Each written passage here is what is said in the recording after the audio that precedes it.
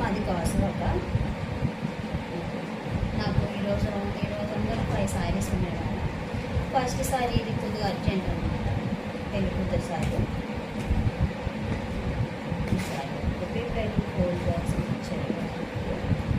ఇది కాస్ట్ వచ్చేసి ఇప్పుడే చెప్పారు మేడం, చాలా నీట్గా చేయమని చెప్పారు,